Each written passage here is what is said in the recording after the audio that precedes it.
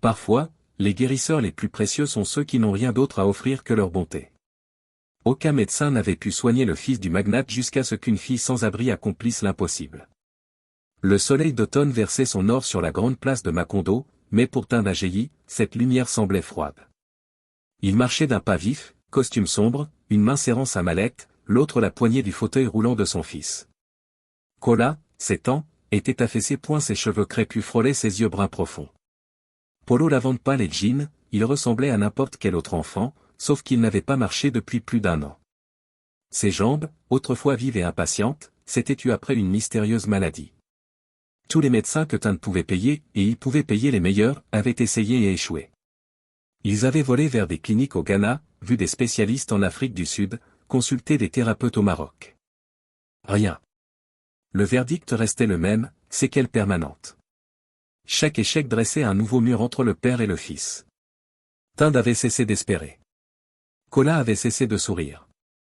Leur maison, luxueuse mais silencieuse, ressemblait à un musée où la joie n'était pas permise. Ils quittaient encore un rendez-vous, traversant la place vers la voiture. L'esprit de Tind était déjà happé par sa prochaine réunion quand une voix douce interrompit ses pensées. Et la tête de Cola se tourna. À quelques mètres se tenait une fillette de 8 ans peut-être, peau brune chaleureuse, cheveux tressés serrés, chemise beige passée sous un gilet bleu clair. Son jean usé s'effilochait aux genoux. Elle était pieds nus, ses orteils assombris par le bitume. Tan connaissait ce genre d'enfant, gamine des rues. Il en avait croisé des dizaines en traversant le centre-ville. D'ordinaire, il éloignait Cola. Mais avant qu'il ne pousse la chaise, l'enfant roula de lui-même de quelques centimètres vers elle. Elle avança, les yeux pétillants. « Moi c'est Amina, dit-elle. Tu veux jouer ?» Cola baissa les yeux vers son fauteuil. « Je peux pas, murmura-t-il d'une voix à peine audible. Amina inclina la tête, non pas avec pitié mais curiosité. « Tes mains, tu peux les bouger, non ?» Elle tendit les siennes. Tind ouvrit la bouche pour l'arrêter. Les inconnus étaient dangereux, et son fils vulnérable. Mais quelque chose dans le visage de Cola le fit hésiter. L'enfant réfléchissait. Lentement, il tendit la main. Leurs doigts se touchèrent, petits, chauds point incertaine, Amina sourit. Voilà, maintenant on joue. Elle fit balancer leurs mains jointes de gauche à droite, tapotant ses phalanges dans un rythme étrange. Suis-moi, ordonna-t-elle d'une voix assurée, comme une grande. Cola essaya d'imiter ses gestes. Ses lèvres frémirent, pas tout à fait d'un sourire, mais presque. Les yeux d'Amina s'illuminèrent. T'es doué, taquina-t-elle Tind resta figé. Il n'avait pas vu Cola interagir ainsi avec un autre enfant depuis la maladie. Une brise agita les arbres.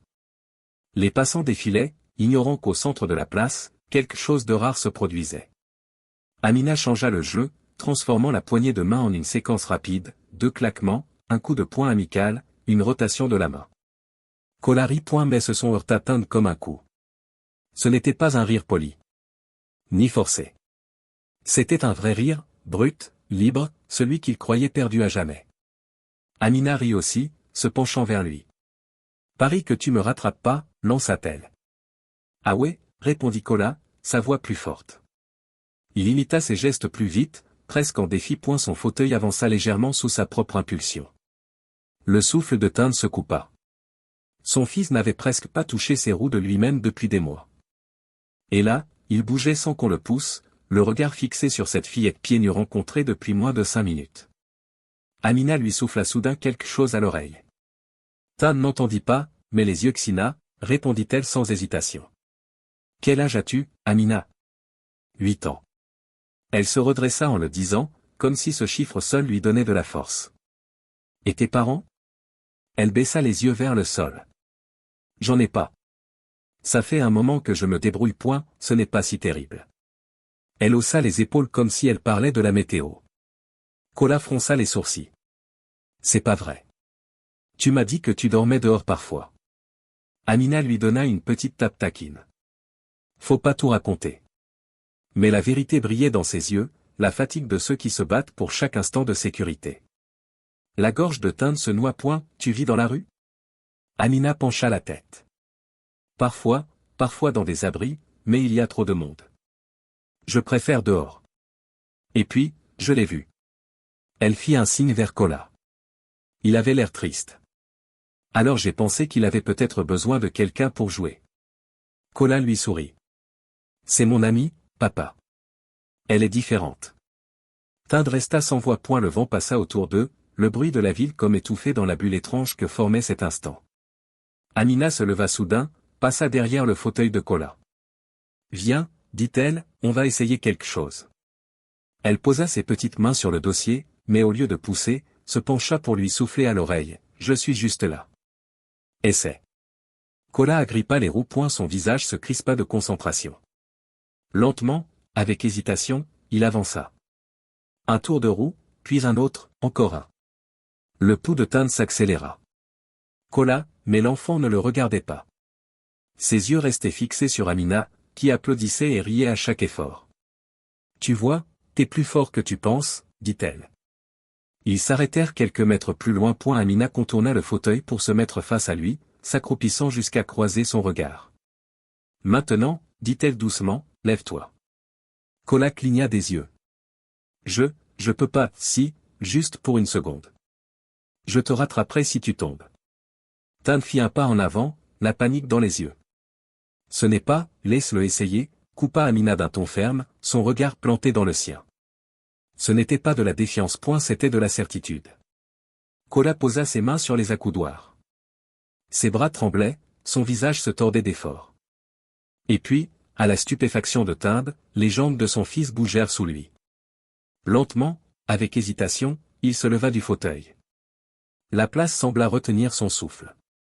Pendant 3 battements de cœur, Kola resta debout, les genoux vacillants mais vivants, debout. La main de Tad se tendit pour le retenir, mais Kola sourit. Papa, je le fais. Puis ses jambes cédèrent, et Amina le rattrapa, le posant doucement dans le fauteuil. Elle rayonna. Je te l'avais dit. Tourna vers Amina. Tu as fait ce qu'aucun autre n'a pu faire.